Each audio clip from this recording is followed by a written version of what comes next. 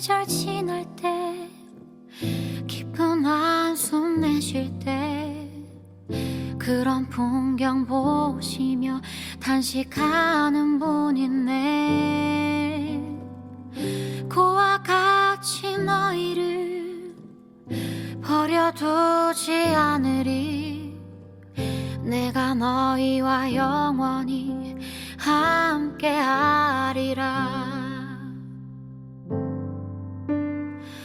성령이 오셨네.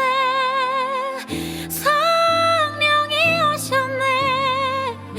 내 주에 보내신 성령이 오셨네.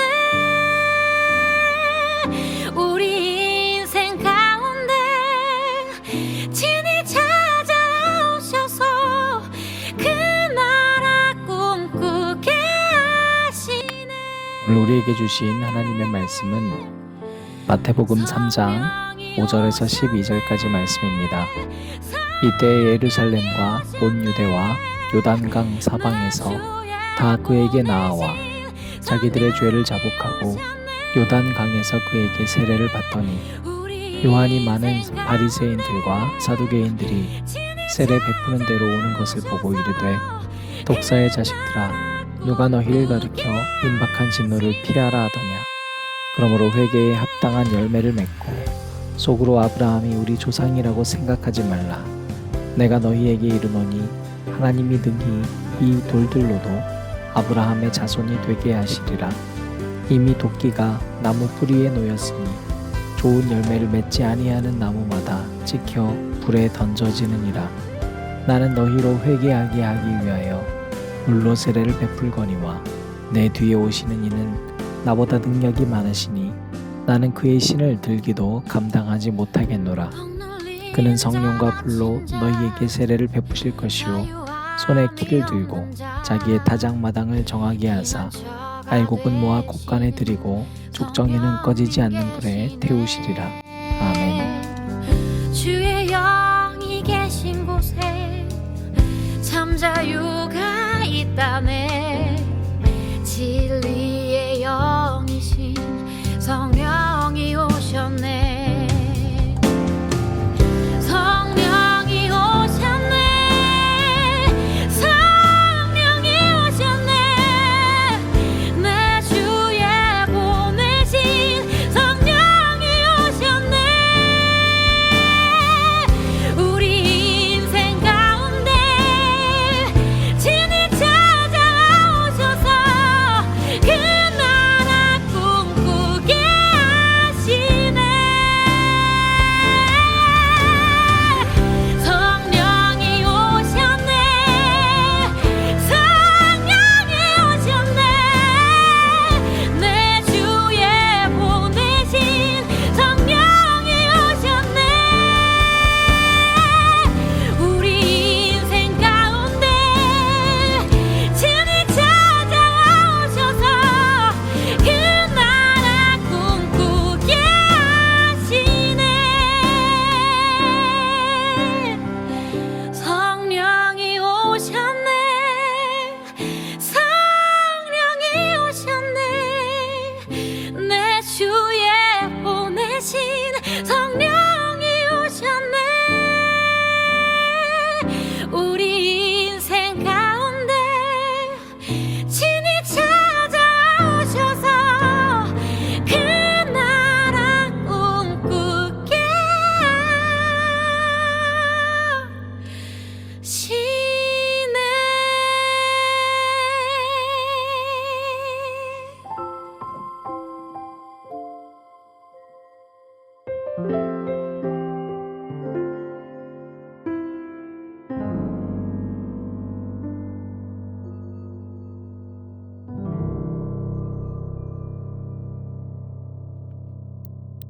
오늘 귀한 명절날 연휴를 잘 보내고 계시는 줄 압니다. 여러분 가족들과 모여서 또 사랑하는 사람들과 모여서 지내는 그 시간과 공간 안에 주님의 은혜가 가득하길 바랍니다. 세례 요한은 광야에서 주님의 사역을 시작했습니다. 유대 광야로 가서 낙타 털 옷을 입었습니다.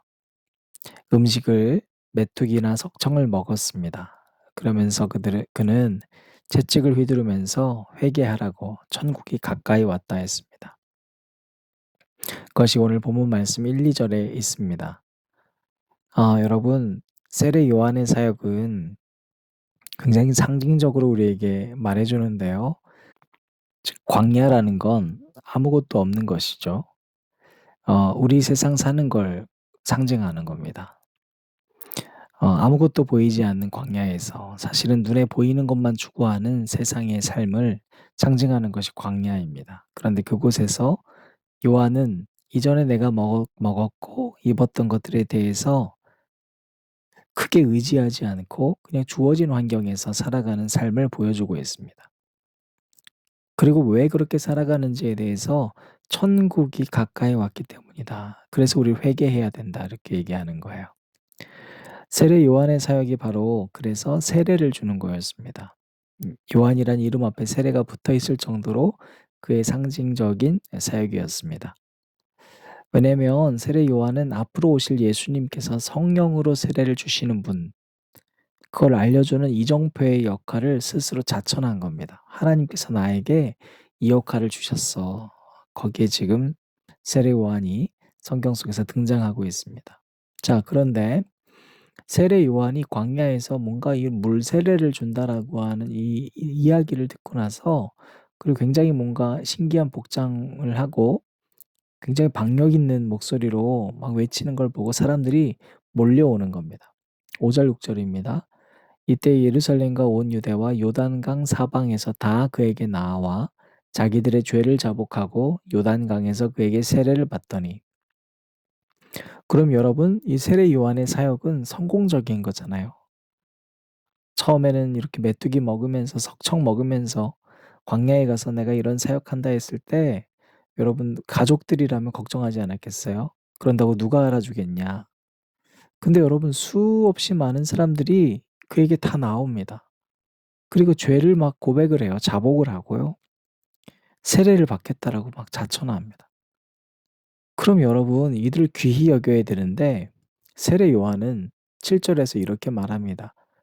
독사의 자식들아, 누가 너희를 가리켜서 임박한 진노를 피하려 하느냐? 세례 요한은 지금 자기에게 오고 있는 이 사람들이 진심으로 하나님 앞에 회개하려고 온 게 아니라 이 행위를 통해서 뭔가 하나님의 진노를 피할 수 있다라고 착각하고 있다는 걸 간파했습니다. 아무리 그래도 그렇지 이렇게까지 여러분 과격한 말을 할 필요가 있었을까요? 그런데 오늘 이 본문 말씀을 통해서 우리는 세례 요한에게 와서 세례를 받으려고 했었던 사람들이 어떠한 삶을 살았었는지를 하나님께서 소개하고 있는 대목을 보게 됩니다. 첫 번째로 이들은 입술로만 고백을 했어요. 여러분 이 말씀 보면서 그래, 쟤들은 입술로만 고백했구나 이렇게 생각하시면 안 됩니다. 오늘 내가 입술로만 고백하고 살고 있는 나의 삶을 발견해야 돼요. 입술로만 고백했다. 6절 보니까 자기들의 죄를 자복하고. 여러분 입술로만 하는 고백은 회개가 아닙니다. 회개는 입으로 혹은 말로 하는 것이 아닙니다. 여러분 성경에서 이렇게 입술로 자기 죄를 뉘우치고 고백하는 것은 자백이나 자복이라고 얘기합니다. 회개가 아니에요. 성경이 말하는 회개는 바리새인들이 그렇게 성전 중앙에서 큰 소리로 외치면서 하는 기도 이런 것이 아니라 메타노이아, 즉 내가 살고 있는 삶의 방향에서 완전히 달라지는 것, 방향이 달라지는 것을 말합니다. 두 번째로 지금 성경 속에서 우리가 9절 말씀을 보면 속으로 아브라함이 우리 조상이라고 생각하지 말라. 내가 너희에게 이르노니 하나님이 능히 이 돌들로도 아브라함의 자손이 되게 하시리라. 자, 지금 요한의 앞에 온 사람들이 어떤 사람들이었냐면 이들은 철저히 우리는 아브라함의 자손이잖아. 여기에 함몰돼서 빠져나오지 못했던 거예요. 여러분 이런 생각이 우리에게 얼마나 많습니까? 여러분 구원은 나와 하나님의 관계이지 내 아버지가 신앙이 좋고 내 할머니가 신앙이 좋고의 문제가 아니에요. 내가 어머니한테 어떤 신앙 교육을 받았고 여러분 이건 아무 상관이 없어요. 오늘 나의 죽음과 나의 생명이 문제인 거예요. 여러분 마찬가지예요. 여러분이 믿음이 아무리 좋아도 우리 자녀들 믿음 책임져 주지 못해요. 그런데 우리는 은연중에 가족 안에서 이와 같은 생각을 하고 있다는 거예요. 여러분 우리 한국 교회에 얼마나 많이 내가 그래도 3 대째 목회자 가정이고 내가 3 대째 장로 가정이고 이런 이야기를 은연중에 강조합니까? 믿음은 혈통에서 비롯된 게 아니라고 했음에도 불구하고 우리는 자꾸 누군가에게 의존하는 신앙생활을 하고 있어요. 여러분 적어도 우리가 청소년 시기를 지나서 자립한 청년 그리고 장년, 노년이 되면 본질적인 인생의 고민과 신앙의 고민에 있어서 하나님 앞에 내놓고 해답을 구하는 인생이 되어야 돼요. 그런데 우리는 여전히 어떻습니까? 여전히 나의 문제를 가지고 하나님께 들고 가는 사람은 점점 적어지고 있습니다. 그 문제 들고서 기도원에 들어가는 사람들이 없어졌습니다. 제일 간단하게 그냥 유튜브에서 몇 번 찾아봅니다. 여러분 자복과 회개가 다르듯이 남의 이야기를 듣고 내 문제의 해답을 찾으려고 생각하면 안 됩니다.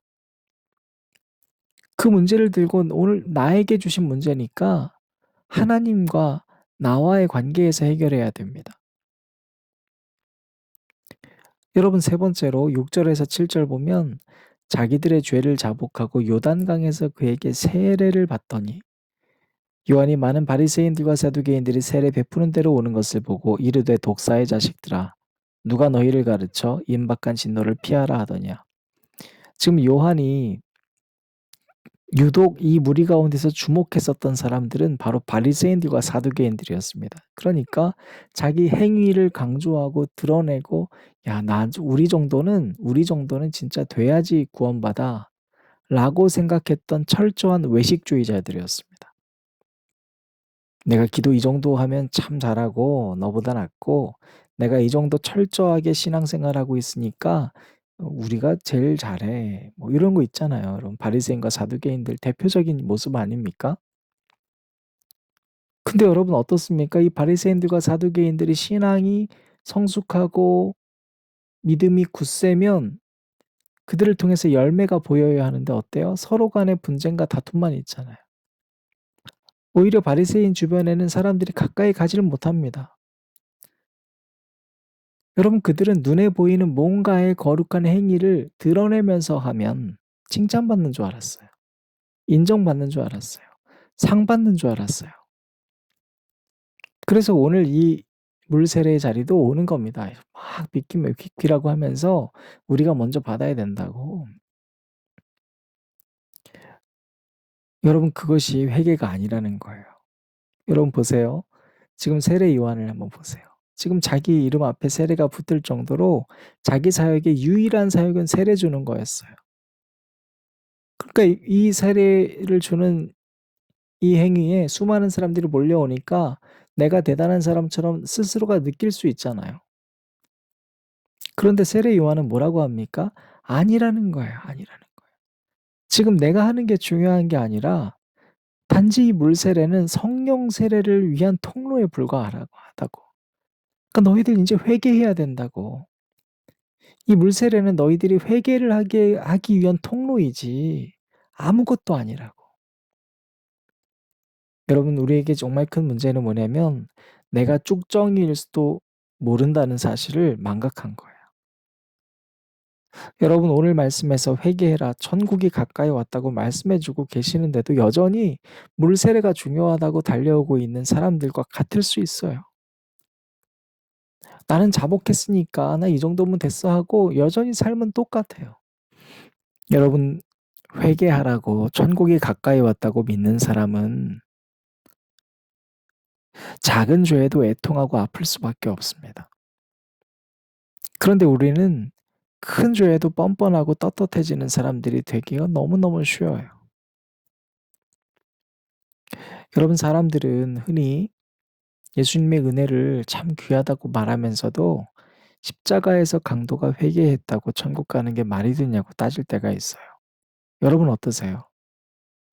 그런데 여러분, 그렇게 생각한다면 결국 내가 회개를 하지 않았다는 반증입니다. 왜요?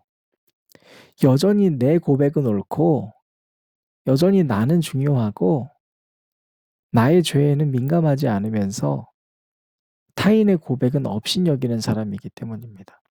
내 삶의 회개, 즉 방향을 바꾸는 것에 대해서는 에너지를 쓰진 않고 남이 바뀌기를 기대하는 사람이라는 반증이기 때문입니다. 여러분, 정말 회개한다는 것은 그가 오늘 어떤 행위를 해서 구원을 얻는다는 게 아니에요. 정말로 그가 회개했다는 것은 마음 깊숙이 영과 진리로 진심으로 뉘우치는 자에게 여러분 주님께서 인정해 주시는 거예요. 그 사람은 오늘 죽건 살건 내일 만약에 그에게 생명이 주어져도 여러분 새로운 삶을 살 걸 주님은 아세요. 그러니까 내일 살고 죽는 건 큰 문제가 아니에요. 그래서 사도 바울이 고백하잖아요. 내가 사나 죽으나 주의 것이라. 우리는 뭐 며칠을 더 살고 그가 행위로서 증명해야 된다 아니다 생각할 수 있잖아요. 그게 아니라는 거예요. 주님은 아세요. 여러분, 이 주님이 아신다는 말이 얼마나 무서운 얘기인지 아십니까? 12절 말씀입니다. 손에 키를 들고 자기의 타작마당을 정하게 하사 알곡은 모아 곡간에 들이고 쭉정이는 꺼지지 않는 불에 태우시리라. 내가 쭉정이일 수도 있어요. 내가 알곡이 아닐 수도 있다는 거예요. 진심으로 회개하지 않으면. 사랑하는 여러분, 명절입니다. 어제도 말씀드렸지만 여러분 올 우리 송구 영신 예배 그리고 새해 1월 1일 예배를 주일로 시작했습니다. 그리고 구정도 주일로 시작했어요. 여러분, 이것은 무슨 뜻일까요? 철저히 우리 삶의 중심을 주님께 맞추고 살지 아니하면 우리가 알곡인지 쭉정이인지 자각하지도 못하고 우리 인생이 끝날 수도 있다는 사실을 꼭 기억해야 됩니다. 여러분, 하나님 심판이 있습니다. 하나님 다 아십니다. 그 하나님 앞에 내가 외식적인 크리스천의 삶을 멈추고 내 행위와 내 자랑과 사람에게 의지했었던 것들, 나의 오름을 다 멈추고 진심으로 회개하는 저와 여러분 되시기를 주님의 이름으로 축원합니다.